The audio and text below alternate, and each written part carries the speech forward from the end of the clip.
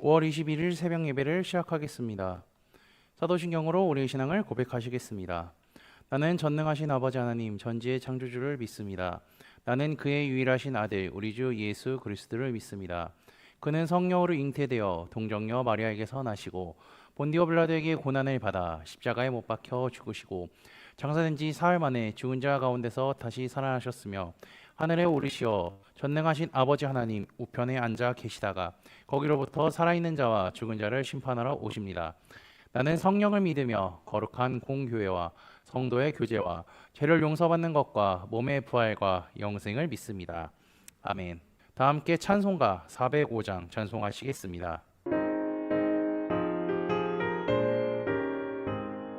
주의 친절한 팔에 안기세 우리 마음이 편안하리니 항상 기쁘고 복이 되겠네 영원하신 팔에 안기세 주의 팔에 그 크신 팔에 안기세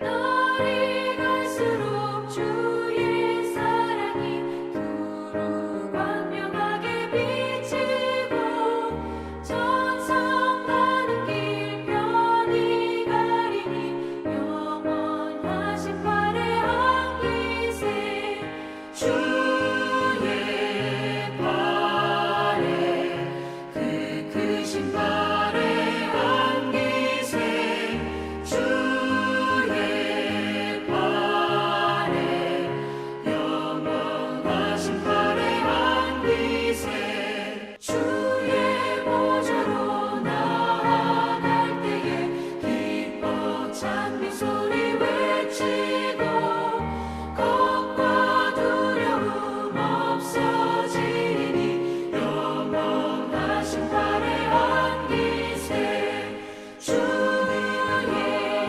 좌에 그 크신 팔에 안기세 주의 좌에 영원하신 팔에 안기세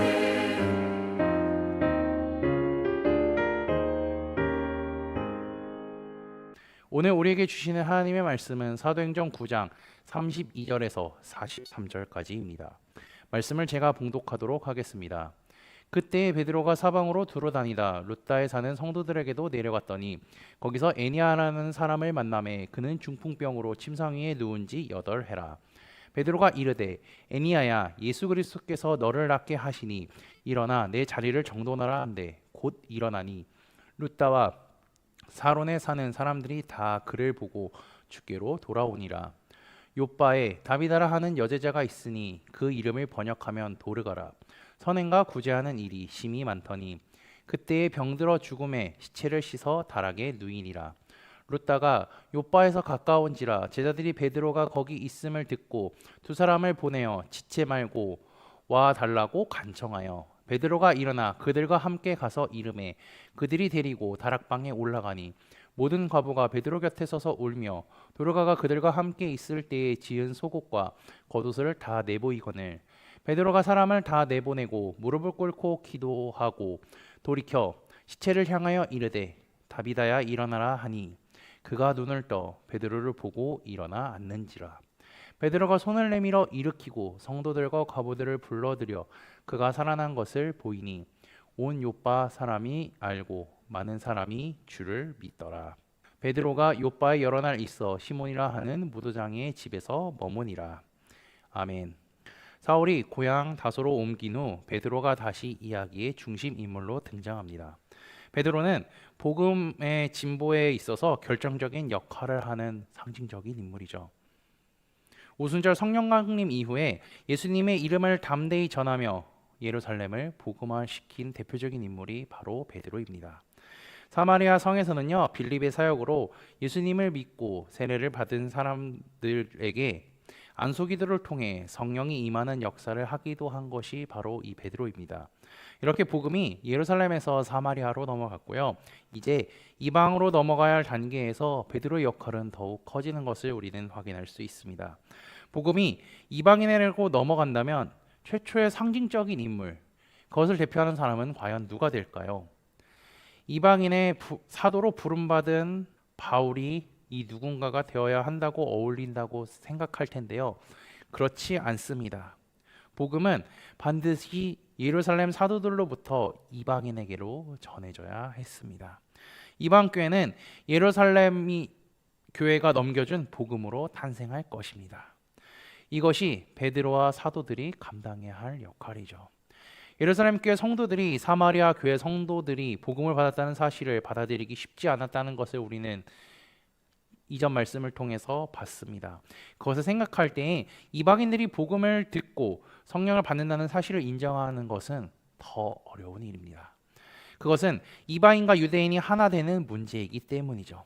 성령은 유대인과 이방인의 사이를 가로막는 담장을 베드로를 통해 먼저 넘으시려고 합니다. 베드로의 사역 범위는요, 예루살렘 북쪽 사마리아 성에 이어 사방으로 확대됩니다. 당시의 주변의 교회들은 든든히 서가고 있었죠. 누가는 루따에 있는 성도들을 방문으로 시작된 베드로의 사역을 소개하고 있습니다. 루따는 유대 행정구역 중의 하나로 예루살렘에서 북서쪽으로 약 40km 떨어진 작은 도시입니다. 베드로의 방문은요, 그곳에 이미 형성된 공동체를 돌보는 것이 목적이었습니다. 예루살렘 교회 대표격인 베드로의 방문은요, 만들어진 지 얼마 안 된 이 루따 공동체, 루따 교회죠. 이들에게는 큰 위로와 힘이 되었을 것입니다. 베드로가 이곳에 왔을 때에 애니아라는 사람을 만납니다. 그는 8년 동안 중풍병으로 누워 지냈죠. 8년간 중풍병으로 지냈으니까 얼마나 비극적인 삶을 살았겠습니까? 베드로는 그에게 치유의 기적을 베풀죠. 34절에 이렇게 말합니다. 애니아야, 예수 그리스도께서 너를 낫게 하시니 일어나 내 자리를 정돈하라. 베드로가 선포한 그곳에 예수님이 함께 하신다는 것과 예수님이 치유하시기 원한다는 사실을요, 베드로를 통해 말씀하고 있습니다. 애니아에게는 예수님이 치유한다는 이 메시지, 이것이 바로 복음이죠. 치유받은 그는요, 기적의 산 증인이 되었고요. 루따와 사론의 많은 사람들이 그를 통해 예수님께 돌아오는 역사가 일어나게 됩니다. 이처럼 베드로의 방문은 지역 교회에 더 큰 부흥을 가져오게 되죠. 36절부터는요, 루따에서 북서쪽으로 약 20km 떨어진 항구 도시 요빠에 있었던 일이 나옵니다. 그곳에서도 이미 교회가 존재했죠. 이곳에서는 다비다라는 여자, 번역하면 도르가라는 사람이 나옵니다. 그녀는 선행과 구제하는 일을 많이 했다라고 성경은 기록하고 있죠. 근데 그녀가 병들어서 죽게 되었답니다. 그녀의 시신은 기본 장례를 마친 채 다락에 안치되어 있었죠. 아마도 죽은 지 하루가 지났을 것 같습니다. 그녀의 죽음은요, 요빠 공동체, 요빠 교회죠. 여기도 이들에게는 큰 슬픔으로 다가왔을 것입니다. 그때 베드로가 방문했다는 소식을 들었습니다. 루따에서 있었던 일이 이곳에도 퍼졌기에 사람들은 장례식을 멈추고 베드로를 다락방으로 안내했습니다. 장례를 치르던 사람들은 도르가가 자신들에게 베풀었던 일들을 회상하며 베드로에게 울며 이야기했을 것이죠. 베드로가 이들의 이야기를 다 듣고 사람들을 다락방에서 내보냅니다. 그리고 그 시신을 향해 무릎 꿇고 기도한 후 말하죠. 다비다야, 일어나라. 이 장면은요, 누가복음에서 예수님께서 보여주셨던 나인성 과부의 죽은 아들을 살리신 것과 회당장 야이로의 딸을 살리신 것들이 생각이 납니다. 애니아를 살리신 것도 도르가를 살리신 것도 베드로와 함께 하시는 예수님께서 하신 일입니다. 그녀를 일으키고 난 뒤에 베드로는 사람들을 불러오죠. 살아난 도르가를 본 사람들은요, 그 소식을 요빠 곳곳에 전하기 시작합니다. 요빠 전역에 도르가가 살아났다는 사실이 전해졌죠. 이 소식을 들은 온 요빠 사람들이 이제 들었고요. 많은 사람들이 주님을 믿게 되었다고 42절은 설명합니다. 베드로의 이 두 번의 사역을 통해서요, 각 지역의 교회들은 복음의 역사를 맛봤고요, 부흥을 맛볼 뿐더러 예수님의 역사하심을 자기들의 눈으로 몸으로 경험하게 되죠. 베드로는 예루살렘에서 나와 이방인들에게 이제 복음을 전하는 사람이 되었습니다. 도르갈르를 살린 베드로는요, 요빠에 여러 날을 머뭅니다. 그가 여러 날 머물면서 무엇을 했겠습니까? 바로 복음을 전하고 주님에 대해 전하고 주님께서 가르쳐 주신 말씀에 대해 전했을 것이지요. 그는 매우 기뻐했을 겁니다. 즐거워했을 겁니다. 감격했을 겁니다. 하나님의 말씀을, 주님을 전하는 데에 너무나 자랑스럽게 생각했을 것입니다. 그리고요, 한 가지 더 특이한 사실이 있는데요. 그가 머물렀던 장소입니다. 그는 시몬이라 하는 무도장의 집에 머물렀는데요. 무도장에는요, 가죽 공업자입니다. 동물의 시체를 다루는 사람이라고 할 수 있죠. 이 직업은요, 유대 사회에서는 부정적인 직업으로 여겨졌습니다. 유대인 베드로도요, 어느덧 유대교의 엄격한 정결법의 경계를 넘어선 것을 보여주고 있죠. 이처럼 주님의 말씀이 이루어지는 과정이 예수님께서 제일 사랑하시던 제자 베드로를 통해 이루어지고 있습니다. 베드로가 먼저 이방인들에게 복음을 전하는 역할을 하고 있습니다. 이방인과 대화하지도 않던 유대인들이 복음으로 변화되어 이방인에게도 복음을 전하는 사명을 감당하게 됩니다. 복음 앞에서는요, 신분이나 원래 가지고 있던 문화나 관습, 습관들은요, 전혀 상관이 없습니다. 복음으로 새롭게 된 사람들은요, 주님의 말씀을 내 삶의 지표로 삼고 살아갈 뿐이죠. 그리고 복음으로 새롭게 된 사람은 어떤 사람들입니까? 주님 안에서 한 가족이요, 한 형제 자매라고 할 수 있습니다. 우리 코너스톤 공동체도요, 복음으로 새롭게 한 자들이 모여서 만들어진 공동체입니다. 그러기에 과거의 문화나 관습이 필요가 없습니다. 하나님의 말씀이 내 삶의 기준이 되고요, 지표가 됩니다. 그리고 우리 모두는 하나님 안에서 한 형제요, 한 자매입니다. 그러기에 오늘 하루도 하나님의 말씀으로 충만하고요, 그 말씀에 순종하는 삶을 살아가는 우리 믿음의 형제자매들이 되시기를 주님의 이름으로 축복합니다. 다 함께 찬송가 218장 찬양하시겠습니다.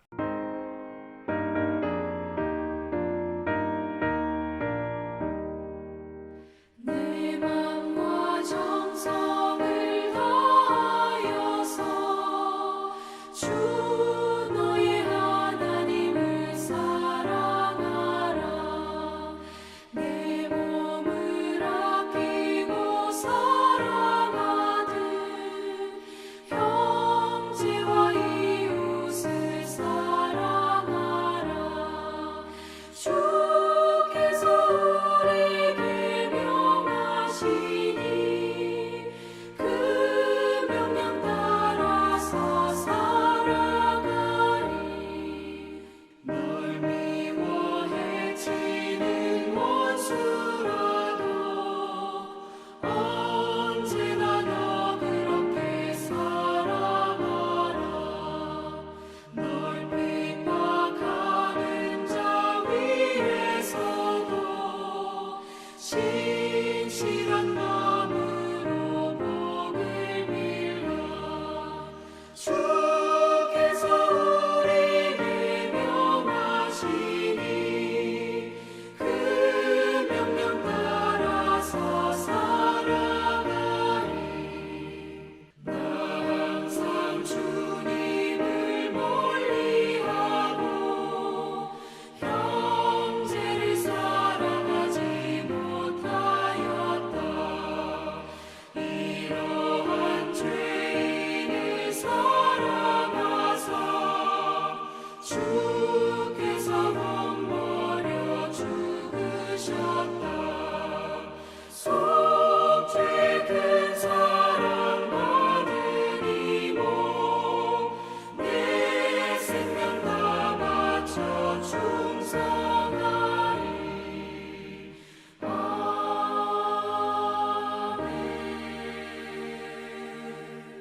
다 함께 기도하시겠습니다. 하나님, 우리에게 새 하루를 허락하시고 예배로 하루를 시작하게 하시니 감사합니다.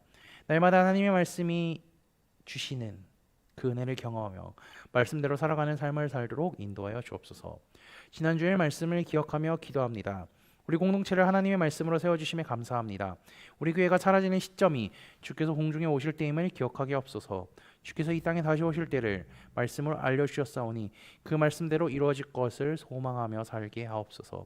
주께서 오실 때에 우리가 천년왕국에서 주님과 함께 지내게 하시고 그 후에는 새하늘과 새 땅으로 인도하실 것이라는 약속의 말씀을 주셨으니 주께서 다시 오심을 소망하며 살아가게 인도하여 주옵소서. 오늘 베드로의 사역을 통해 복음이 전해지고 루다와 요빠의 교회들이 큰 힘과 위로를 얻게 하심에 감사합니다. 하나님, 우리 교회도 말씀을 통해 큰 위로와 힘을 얻게 하시고 성령의 능력에 멈추지 않는 교회가 되게 인도하여 주옵소서. 아울러 우리 코너스톤 교회를 통하여서 날마다 주님을 믿는 자들이 넘쳐나게 인도하여 주옵소서. 나를 통하여 복음을 전하는 도구로 사용하게 해주실 것을 믿고 감사합니다. 오늘 하루도 주님을 더욱 사랑하게 하옵소서. 오늘도 나와 함께 하실 예수 그리스도의 이름으로 기도합니다. 아멘. 이 시간 합심으로 기도할 제목들을 나눕니다. 첫 번째는 깨어있는 신앙과 하나님 나라를 사모하고 주님의 다시 오심을 기다리며 살도록 기도해 주시고요. 우리 코너스톤 교회가 진리 위에 든든히 서가도록 기도해 주시기 바랍니다. 그리고 지난주에 들었던 말씀을 기억하며 기도하시고 교회를 이끌어 가시는 담임 목사님과 사역자들을 위해 오늘 오전에 진행될 설립 예배를 위해 기도해 주시고 소그룹원들을 위하여 각자 가지고 계신 기도의 제목들을 놓고 기도하시기를 바라며 오늘도 주 안에서 승리하십시오.